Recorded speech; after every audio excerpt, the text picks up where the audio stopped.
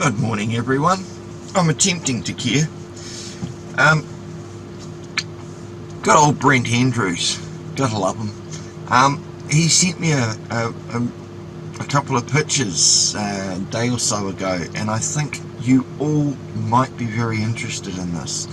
It starts off, and I'll just read it to you. It's from Phil, Portaloo Phil, or Phil, the volunteer fire brigade, although he's not doing that anymore. The guy that got out eye gouged at the protest by the cops. So here's what he writes. So the rail cars are all ready to go, and if you don't produce your papers, Kiwis, then you will be forced to be jabbed. I must add, I'm still looking at this and thinking it's got to be fake, right? So is it? Because this far exceeds the limits of any government not recognised as a dictatorship or despotism. At some stage, unreasonable demands that breach the rights of citizens must be met with the unified resistance. If we all allow this to happen to the COVID unvaxxed, when does it stop?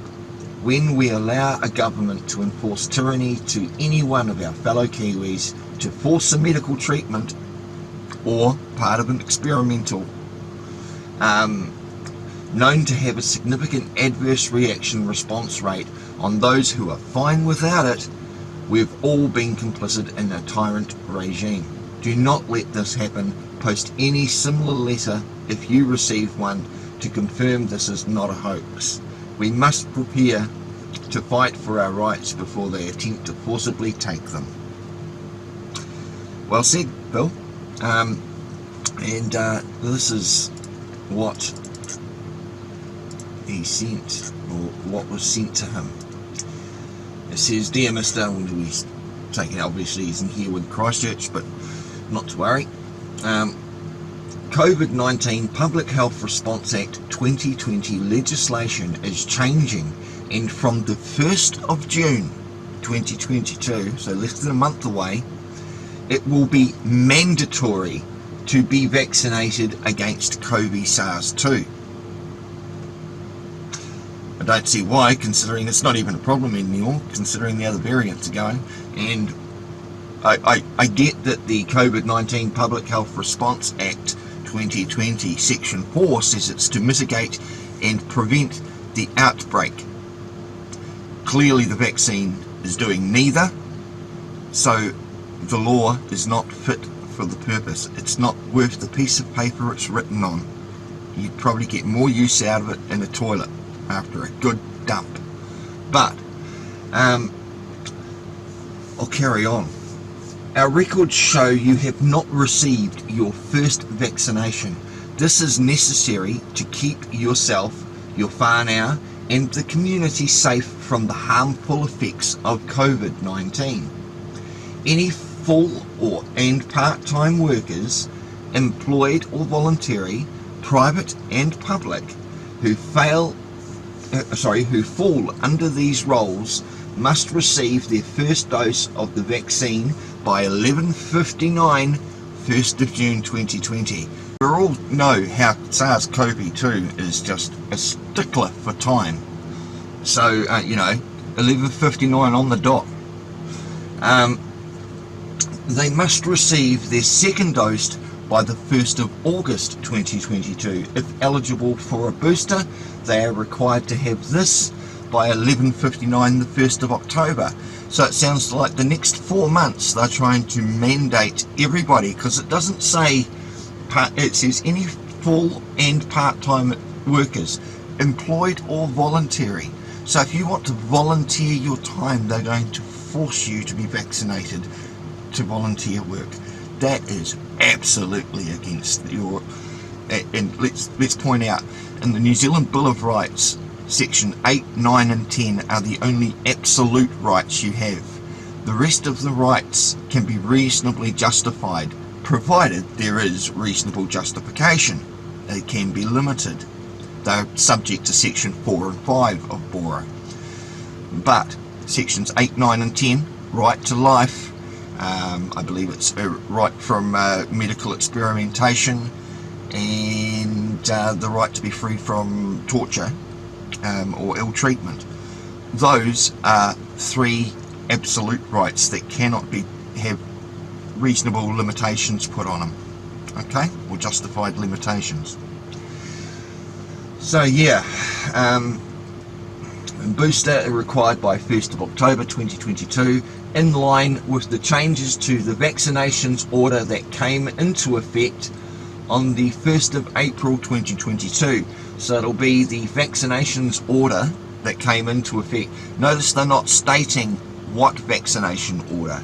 They're very vague on that one, but apparently it came into effect on the 1st of April. So go back, look at what COVID legislation came into effect on the 1st of April and see where they're now mandatory, making sure everybody's supposed to have a vaccine. And we all know mandatory doesn't mean you've got to. Just like the word must means, well, is synonymous when given in a dictionary form, the word must means may or may not. Okay, so don't think must means what it must mean. Just excuse him. Varian, what's going on? This is my big kitty cat. He's Varian, and he's lovely, aren't you? Yeah, you're lovely. Right, sit down. COVID-19 Public Health Response Act 2020 legislation, and this is in bold, has been revised and now includes up to $15,000 fine or 6 months jail time. What, they can't say prison? For failing to comply with public health requirements. Really? So you get jail time for failing to comply. Now, no, it's not like you're found liable or guilty of an offence. No, they're just saying you're going to get jail time. You know, back in the old days, you actually had, you have a presumption of innocence until found guilty. And it's when you're found guilty, you are then liable. Liable means upon conviction. So, what a crack up this bloody letter is. To book your vaccination, please call the COVID vaccination helpline 0800 28 29 26, because we all know how fucking useless they are. And thank you once again for your hard work and dedication in containing COVID-19 for New Zealand. No, it shouldn't be up to us. The government's the ones that made the rules. Perhaps they should contain it. I know.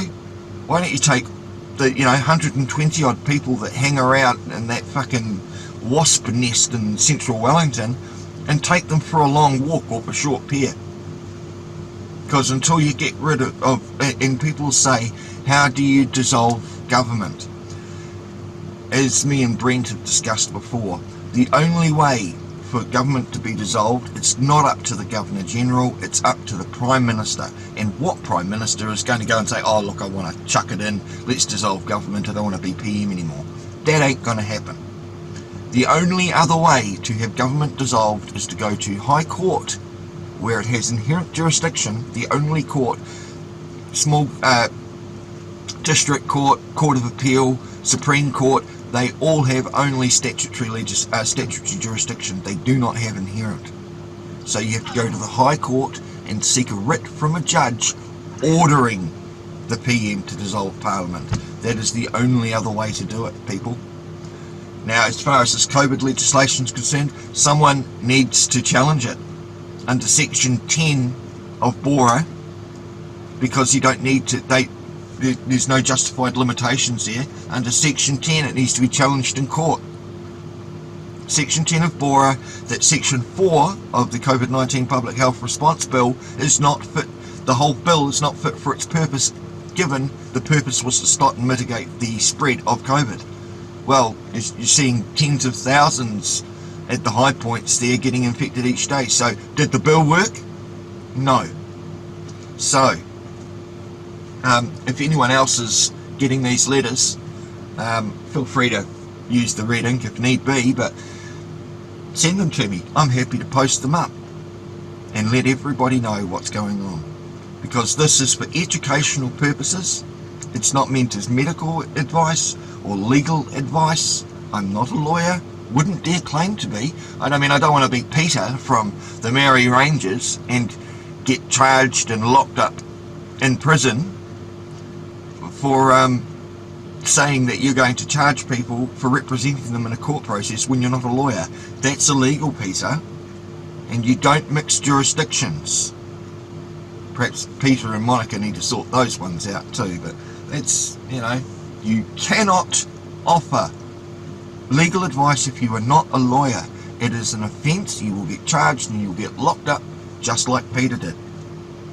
And why? Because of the almighty buck. They all worry about money. I fucking hate that shit. You know, don't get me wrong, I know it's needed to make the world go round at the moment, but myself and Brent, we got into doing this sort of stuff to help people, not for money. If people want to donate, fuck, I'm all good with that. You know, it does make life easier, but it's not essential, and it's certainly not something I would ever ask for as a down payment or something before representing people in court, or claiming to and not doing it. So yeah, that's not very good, is it, Peter? So yeah. Anyway, guys, I'll just check there's nothing else on this letter. Ngā mihi, and it's signed by Dr. Ashley Bloomfield. And you notice that it comes into effect 11:59, 1st of June, the day he leaves. That's his little parting fuck you gift to the New Zealand public. Okay, so we're going to see if there's any validity to this, and keep you informed. See you guys. Bye now.